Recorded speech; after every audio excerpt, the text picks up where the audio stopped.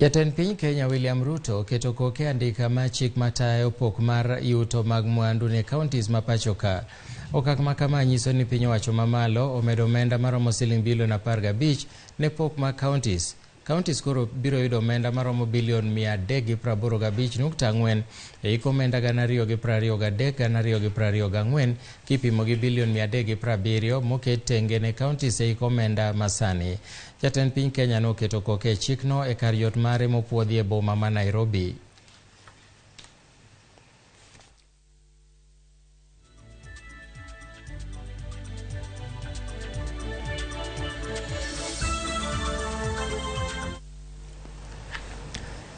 Kaontis 14 manie alwora ma Nyanza ma milambo nochokore e kaonti ma Kisii kama ne gichoko paro e wi loko pen chike matayo omenda mag piny owacho kod mano mageto duoko piny gope ma piny owacho kao.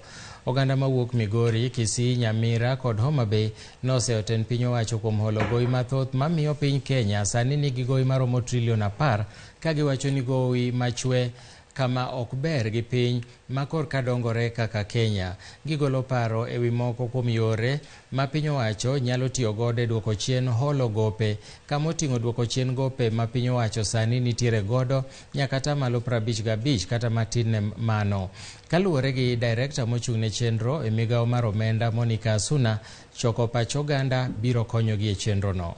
Attendant regulations, and the attendant regulations we have two. There's the Public Finance Management Act, National Government Regulations 2015, and there's the Public Finance Management County Government Regulations 2015. It's written count public debt. Now we want you to read count debt, because anything to do with public has to do with the national government. So it is a question of simply changing those words. Public debt disappears, then it remains a count debt. For now, we have realized that the country is at the 10 trillion as per what it's supposed to be spent, which is dangerous. And when we realize we can translate to 67%, between 62 to 67%, which is not good at the country. But when we have realized when the best economy and the best country should be at 55, all below, as we have said, and the 55 we have realized when you translate that, currently it's below 8 billion, actually it should be below 8 trillion, so that it can be able to assist the country.